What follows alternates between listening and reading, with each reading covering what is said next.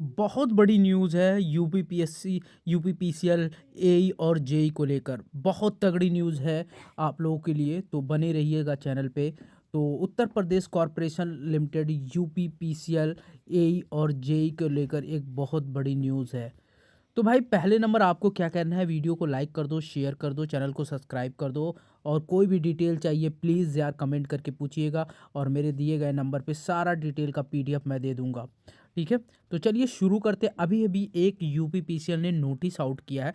बहुत shocking notice है। आप लोग सोचोगे यार मैं जेई बनना चाहता हूँ डायरेक्ट बन जाऊँगा, एई बनना चाहता हूँ डायरेक्ट बनना जा अब डायरेक्ट बनना एई एंड जेई ख़त्म हो गया, समझ लो। बहुत शॉकिंग न्यूज़ है। अब चलिए बता देता हूँ क्या हुआ। अब एक डॉक्यूमेंट उन्होंने जारी किया 23/1/2026 को। तो का यहाँ पे क्या लिखा है, अधिनियम 2013 के धारा 179 तथा नियम आर्टिकल ऑफ एसोसिएशन आर्टिकल 47 40 अन्य विधेयक परिवादनों के अंतर्गत प्राप्त अधिकारियों का प्रयोग देश आपका यहाँ देखोगे उत्तर प्रदेश राज्य विद्युत अधियंत्र, उनसे क्वेश्चन कुछ पूछा गया। तो उससे क्या उन्होंने जवाब दिया। पहला क्वेश्चन उन्होंने क्या पूछा, पार्ट 5 में रेगुलेशन नंबर 13 के तहत requirement as a apprentice supervisor later junior engineer shall be made on the basis of selection to be held from time to time in the accordance with such procedure as may be prescribed by the board from time to time.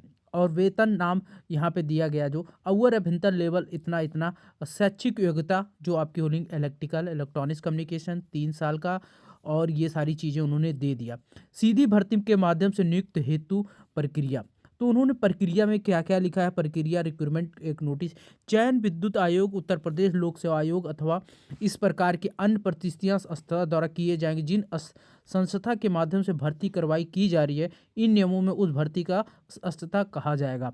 Uttar Pradesh अधिनियम सेवा आयोग के पेट के score या इसी प्रकार की राज्य अथवा केंद्र सरकार की संस्थाओं द्वारा आयोजित की जाने वाली अन्य समतुल्य परीक्षाओं के स्कोर जैसे निर्धारित किए जाएंगे। आधार पर अभ्यर्थियों से आवेदन आमंत्रित किए जाएंगे। चयन के दो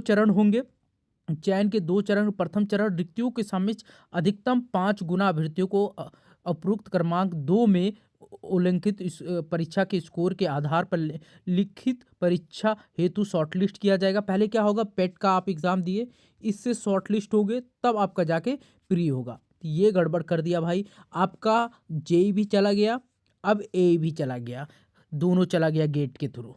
ये क्या है पता नहीं यार। शॉर्टलिस्ट किए गए अभ्यर्थियों को लिखित परीक्षा के लिए ली जाएगी। उसके बाद आपको मैं बताता हूँ उसके बाद क्या होगा। द्वितीय सेकंड जो फेज होगा, शॉर्टलिस्ट अभ्यर्थियों को लिखित परीक्षा के लिए ली जाएगी। तो यहाँ देख सकते हो द्वितीय चरण की लिखित परीक्षा का प्रश्न पत्र नियमित 2 भागों में होंगे। प्रथम भाग में LIT O लेवल स्तर के पाठ्यक्रम कंप्यूटर के ज्ञान हेतु 50 प्रश्न होंगे। कंप्यूटर ज्ञान के सम्मिलित 50 प्रश्नों में से 50% अंक लाना अनिवार्य होगा। ये बात को ध्यान रखना, अनिवार्य होगा, ये चीज़ है नेसेसरी। अन्यथा किसी की स्थिति में संबंधित अभ्यर्थियों को अर्ह मतलब आपको रिजेक्ट कर दिया जाएगा। ना मानते हुए उसकी लिखित परीक्षा के द्वितीय भाग को मूल्यांकन नहीं किया जाएगा। तो ये चीज़ समझ लो, उन्होंने कंप्यूटर को बहुत बेसेसरी। तो पहला नंबर इन्होंने क्या किया, जो पेट था कंपलसरी कर दिया, जैसे UPSSC जेई का था, अब UPPCL जेई भी कर दिया। ठीक है, इसको तुमने शॉर्टलिस्ट कर लिया। अब द्वितीय फेज में 2 पेपर होंगे। अब प्रथम भाग वाला जो होगा उसमें होगा कंप्यूटर, जो NIELIT O लेवल स्तर के जो होते हैं कंप्यूटर के बेसिक क्वेश्चन आते, उसमें 50% में से आपको 25% तो सही करने, 50% मार्क्स लाना ही लाना है। अगर ये चेक होगा पहले कॉपी, ये इसमें अगर आपके 50% नहीं आते हैं तो भाई आपका ये द्वितीय वाला भाग चेक नहीं होगा। सबसे बड़ी जेई की ये बहुत बड़ी न्यूज़ है।